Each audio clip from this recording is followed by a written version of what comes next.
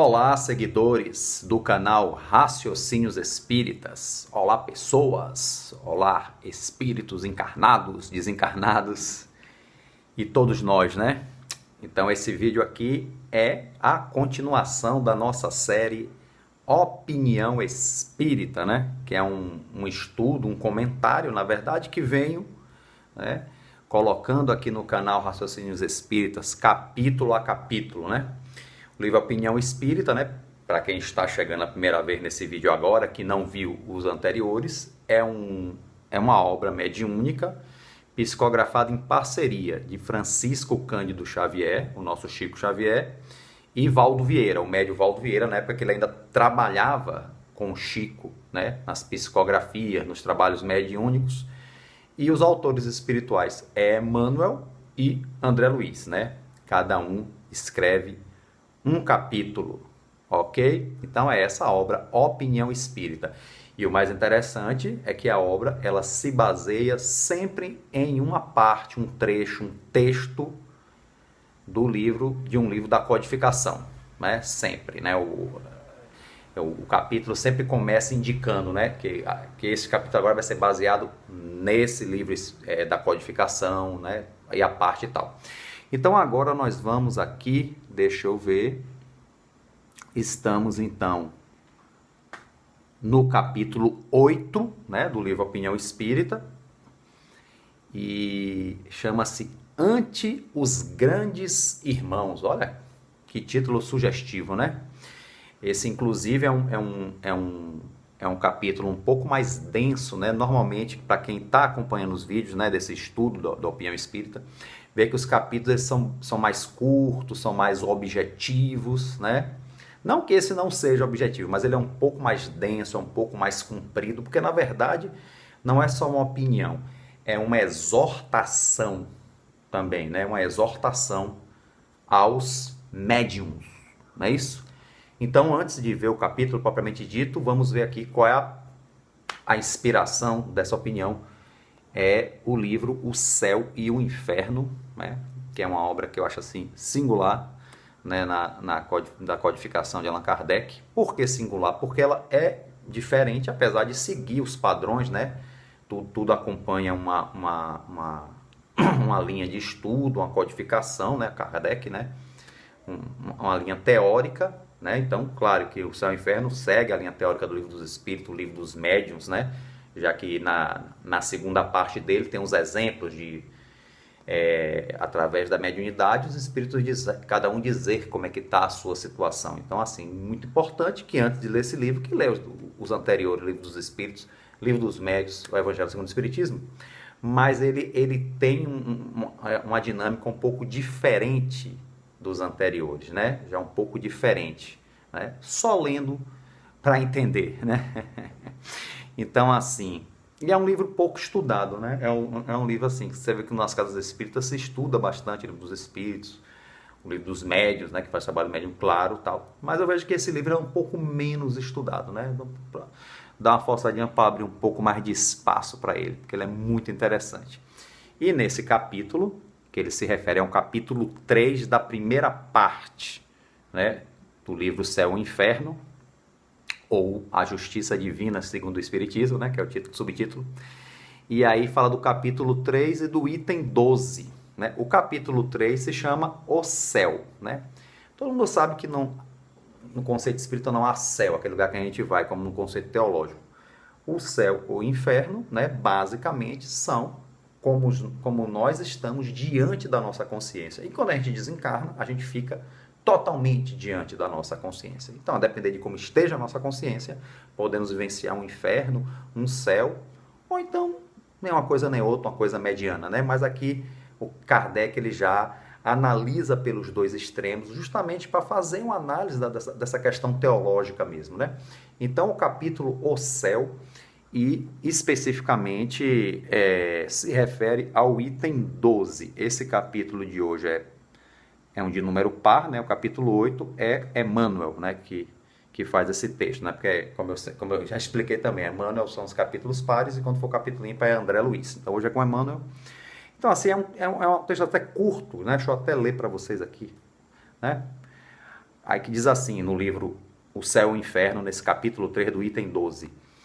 A felicidade dos espíritos bem-aventurados não consiste na ociosidade contemplativa, que seria, como temos dito muitas vezes, uma eterna e fastidiosa inutilidade, né? Aquela coisa, né? Ficar ali à direita de Deus, só contemplando, né? Os espíritos bem-aventurados, os anjos, né? Então, realmente, Kardec fala que seria uma coisa até tediosa se fosse assim, né? Então, assim, continuando. A vida espiritual em todos os seus graus é, ao contrário, uma constante atividade, mas atividade isenta de fadigas. Então, mesmo no plano espiritual superior, mesmo os espíritos já purificados, a atividade é intensa, gente. Com certeza muito mais intensa do que no nosso mundo encarnado. Infinitamente mais. Porque não tem, como Kardec disse, as fadigas, não tem corpo para cansar. Então, o trabalho, a atividade é ininterrupta e, claro, diferente da que a gente faz, né? Então, não é essa coisa contemplativa. Como está no próprio Livro dos Espíritos, quando você pergunta, lá diz, não, os Espíritos puros são os ministros de Deus, né? São os que, vamos dizer assim, são os co-criadores, co-administradores do universo aí, né? Vamos dizer assim. Aí, continuando. A suprema felicidade consiste no gozo de todos os esplendores da criação, que nenhuma linguagem humana jamais poderia descrever. Então, essa descrição que a gente faz dos espíritos bem-aventurados, dos planos superiores, é algo que a gente cogita e que tenta traduzir com a nossa linguagem, que é muito pobre, né? Para, com certeza, descrever uma paisagem dessa. Ainda acho que não temos nem palavras para isso, né? Consiste também na penetração de todas as coisas, na ausência de sofrimento, olha que maravilha, né? Físicos e morais, numa satisfação íntima, numa serenidade d'alma imperturbável, no amor que envolve todos os seres por causa da ausência de atrito pelo contato dos maus, né? E acima de tudo na contemplação de Deus e na compreensão dos seus mistérios reservado aos mais dignos, né? Aqueles que alcançaram a elevação mesmo, né? Ok? Então, a felicidade também existe nas tarefas cujo cargo nos faz felizes, né? Os puros espíritos são os messias, né? Como Jesus, né? Ou mensageiros de Deus pela transmissão e execução das suas vontades. Preenchem as grandes missões, presidem a formação dos mundos, quer dizer, estão presentes na formação dos mundos, né? E a harmonia geral do universo, tarefa gloriosa a que se não chega senão pela perfeição. Só os espíritos perfeitos podem fazer essas atividades aí, né? Responsável pela formação dos mundos, a harmonia geral do universo, as grandes missões, né? Temos aí Jesus como um exemplo desse categoria de espírito, né? Os de ordem mais elevada são os únicos a possuírem os segredos de Deus, inspirando-se no seu pensamento de que são diretos representantes. Então, esse trecho, né, o item 12 do capítulo 3, que fala sobre o céu, né, é um trecho bem curtinho, porém, você viu de uma profundidade, né, na informação assim tremenda. Então, baseado nesse trecho, foi escrito o capítulo 8 ante os grandes irmãos, né? Foi dada esta opinião espírita. E, na verdade, como eu falei, mais do que uma opinião, gente, é uma exortação, né? Uma exortação. Não é... Deixa eu ajeitar essa câmera aqui. Pronto. Fica certinho aí, menina. Ok? Então, assim, exortação por quê? Emmanuel já começa fazendo assim, médiuns, com exclamação, médiuns, quer dizer, é uma exortação específica aos médiuns, né? Baseado nesse conceito de espíritos puros, que está lá, que são esses ministros, né, da divindade, realmente, de Deus, né? E acredito que o título Ante os Grandes Irmãos está se referindo a esses irmãos, a esses espíritos, né, realmente, que já alcançaram essa elevação. Então, Emmanuel exorta assim, médiuns, ainda que a trilha se vos abra na sarça de fogo Purificai o pensamento a fim de refletirdes no mundo a mensagem celeste. Todas as realizações respeitáveis da terra nascem no trabalho dos que se humilham para servir. Não admitais, entretanto, que os obreiros do progresso recebam exclusivamente de Deus o quinhão das lágrimas, porque nenhum deles se esfalfa sem que a dor se lhes transfigure no espírito em cântico jubiloso, né?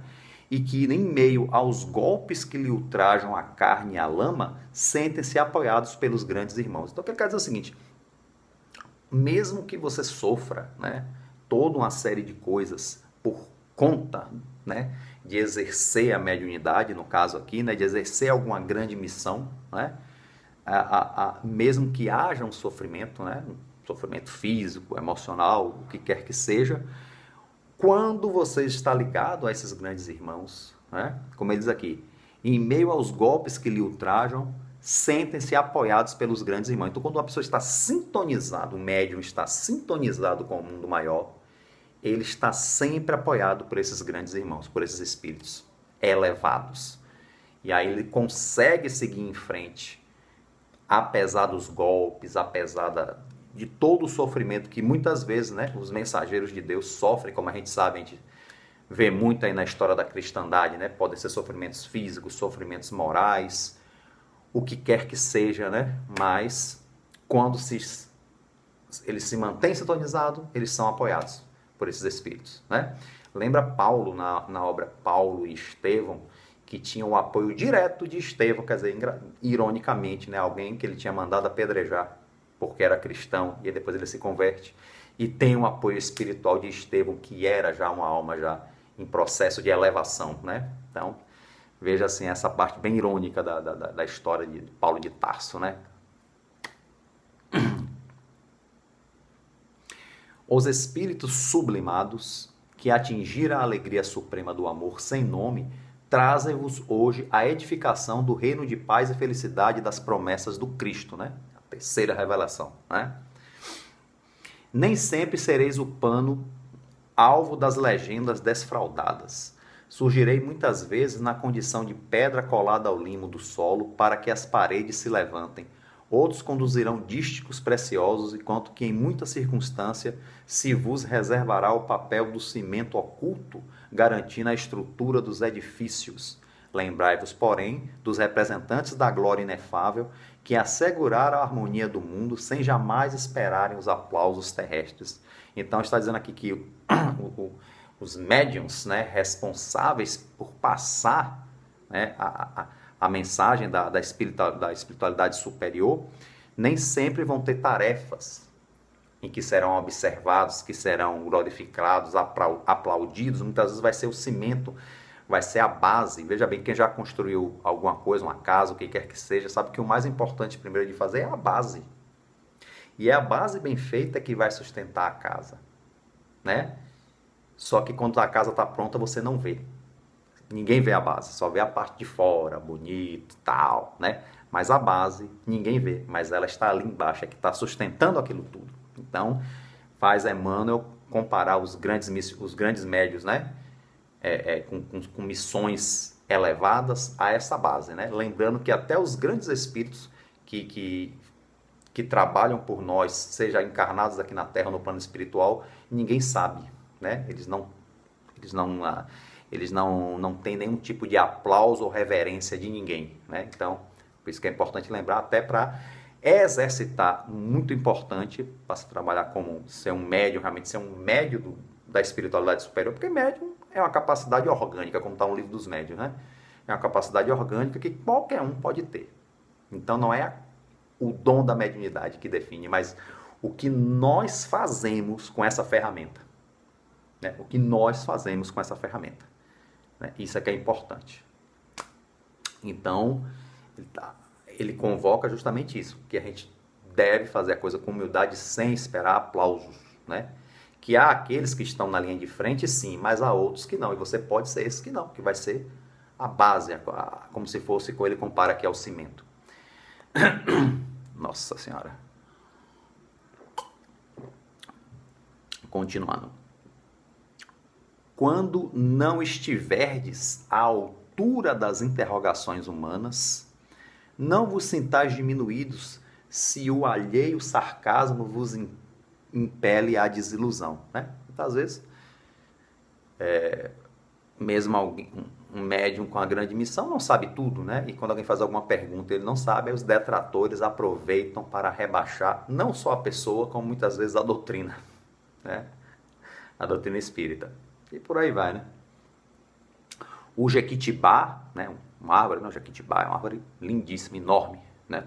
Tronco extremamente grosso, né? O jequitibá vigoroso foi ramo tenro e muitos sábios da terra, contanto se riam dos céus, obrigaram-se a comer o pão que os vermes acalentaram, quando a semente descansava no berço escuro. Quer dizer, os grandes sábios, que se achavam mais do que os outros, tinham que comer o pão que era plantado na terra. Os vermes, quando fala o verme, né, só pensa em coisa nojenta. Não, os vermes que falam são os micro-organismos da terra que fertilizam, que dão vida, né? Isso aí é que fala assim. Então, era obrigado a comer o pão que vem debaixo da terra, que esses seres, entre aspas, inferiores, produzem para a gente, para que nos alimente. Né? Aos que vos peçam maravilhas, oferece o prodígio do coração renovado e humilde, em que o amparo divino se manifesta. Quem pede coisas maravilhosas, mostre os princípios da humildade, do coração renovado e tudo mais do amparo divino, né? Porque muitas vezes as pessoas querem que se produzam maravilhas, shows pirotécnicos, e nem sempre é possível, né? Quantas vezes a gente, de repente, acha Chico Xavier incrível, né? Mas quantas pessoas o procuraram e ficaram decepcionadas? E ele dizia, gente, o telefone é de lá para cá, não é de cá para lá. Então, houveram, sim, muitas pessoas decepcionadas com Chico Xavier, dizendo que era fraude, justamente porque não correspondeu às expectativas quando foi procurá-lo, né? Mas a gente sabe como é, se a gente não sabe, temos que ter alguma ideia, se somos espíritas sérios, compenetrados, estudiosos, de como as coisas funcionam, né? Ok. Se vossos deveres estão cumpridos, não vos preocupai por vós, porque a claridade fala da lâmpada que se extingue para varrer as sombras. Postos no mundo para alimentar as verdades do espírito, tendes o formoso e obscuro destino das árvores, que produzem abastança, entre as varas e os repelões dos que lhe arrebatam os frutos, mas os vossos cultivadores não possuem campos na terra. Moram na glebe estreita do infinito, de onde volvem abnegados ao domicílio dos homens, para integrar-lhes o espírito na posse da herança imarcessível. Rapaz, tem umas palavras que realmente nos obriga, né, a abrir mais a mente, né? Imarcessível de imortalidade que o Pai Supremo se destina no erário do universo, né? Pois é. Então, assim, né, quem ele está falando, os médiums, se tem os deveres cumpridos, né? Não vamos só incluir os médiums, nós que estamos aqui lendo, entendendo, nós todos, né? É uma mensagem específica para os médios, sim, mas vamos abraçar para nós também, claro, né? Cada um com seu dever, cada um com sua, né, participação na construção e renovação, né, do universo, vamos dizer assim, né? Então, diz assim, se seus deveres estão cumpridos, então sua consciência está limpa. Você não deve nada a ninguém. Seus deveres estão cumpridos, então sempre fala, cumpra fielmente os seus deveres. Porque o compromisso mais importante é com a nossa consciência, não é com a opinião alheia, né? O mais importante é que adianta a gente corresponder às opiniões alheias e não estamos com os deveres cumpridos perante a nossa consciência, né? Eu sempre falo do dever, né? Faço uma diferença de dever e obrigação. Obrigação é aquela coisa que a gente é constrangido de alguma forma a fazer, que podemos cumprir ou não. O dever não. O dever é uma coisa que parte de dentro, que a gente faz porque a gente sabe que deve fazer. Por isso o dever, a gente sabe que deve fazer, né? Sabe, igual a obrigação vem de fora, para dentro. O dever não, vem de dentro para fora. A gente cumpre o dever porque sabe que é importante, porque sabe que é o certo, porque sabe que é o que nós devemos fazer, né? É uma questão de consciência. Tá? Então ele compara, né? Sempre fazendo as suas metáforas, né? Com as árvores, né? Que produzem os frutos, né? E que alimenta a todos e que não está preocupada, né? Ela simplesmente cumpre o seu dever. Óbvio que nós não somos árvores, nós somos seres pensantes, né? Mas temos a nossa posição na natureza e no que se refere ao se cumprimos o dever, também podemos viver nesse aspecto tão felizes quanto os outros elementos da Terra que também cumprem fielmente o seu dever, né? É uma metáfora realmente, né? Emmanuel usa muito ele até usa a metáfora do malho, né? Essa coisa do ferro. O ferro, para tomar forma, tem que ficar em altas temperaturas, tem que sofrer, não sei o quê, para tomar aquela forma bonita, falando que nós, os espíritos, precisamos, né? Passar pelo malho, né? Entre aspas, né? Passar por esse processo de sofrimento, que é justamente o que nos renova, né? A lapidação do diamante, por exemplo, essa coisa toda, né? Dando uma função específica ao sofrimento, porque o sofrimento não é só aquilo de nos fazer mal, muitas vezes faz parte de uma transição, é uma coisa natural, faz parte, que nós podemos aumentá-lo se a gente se rebelar, se a gente se revoltar, ou podemos evoluir com ele se soubermos usar esse sofrimento, esse sofrimento funcional, como a ferramenta de evolução, né? Com a ferramenta de crescimento, de amadurecimento espiritual, né? De elevação espiritual. Até teve um capítulo do livro de Joana de Anjos que eu usei como base para uma palestra e que falava justamente isso, né? Essa parte do sofrimento funcional que é normal, que está sempre na transição, né? Que nós estamos sempre nos transformando. Então, sempre nas transições há conflito. Conflito gera sofrimento. Então, é um sofrimento natural, né? Mas que pode se tornar um sofrimento, né, mais difícil se a gente se rebelar. Aí a gente fala um sofrimento que nós não teríamos necessidade de passar se soubéssemos usar esse sofrimento funcional como uma ferramenta, que é o correto, que é o que as almas maduras o fazem, né? Então, nós temos que amadurecer, né? É difícil amadurecer, crescer dói, amadurecer dói, mas é por aí. Então aqui, na última parte, é bem grande esse, né? Normalmente são textos mais enxutos, né? E esse hoje é grande, né? Regozijai-vos, porque os mensageiros da eterna alegria vos aceitam a migalha de sofrimento por tijolos de luz na construção divina. Quer dizer, a migalha dos nossos sofrimentos. Quer dizer, se transformam em tijolos na construção divina, né? E isso nos beneficia também. Que maravilha, né? Então, os mensageiros da eterna alegria, os grandes irmãos, vos aceitam a migalha de sofrimento por tijolos de luz na construção divina. Então, é um negócio realmente que a gente tem que parar para pensar e meditar. Nada do que eu fale aqui vai assabancar, né? Um conceito como esse. Vamos lá. Eles que estiveram com todos os apóstolos do passado sustentam-vos hoje as energias para que a terra de amanhã surja melhor. Clareia-vos a palavra para que os desalentos, né, se reanimem, balsamizam-vos os dedos para que os enfermos se refaçam. Olha só, quer dizer, é efetivamente o socorro espiritual destinado a nós, né? São eles a inspiração que vos move a pena, a oração que vos tonifica. Quer dizer, quando nós oramos realmente, são com eles que a gente se liga, né? Psicamente, espiritualmente, afetivamente, tudo bem, tudo, né? É uma maravilha, né? E a inspiração, quando a gente realmente quer empreender algo bom, eles são, né, estão aí nos inspirando, né? Uma vez eu ouvi uma frase, eu não sei quem disse, basta que você tenha a intenção de fazer o bem, que os bons espíritos já vão te inspirar. Ter a intenção, né? Só pensar na intenção, né? Isso é... Agora eu não lembro de quem é esse pensamento.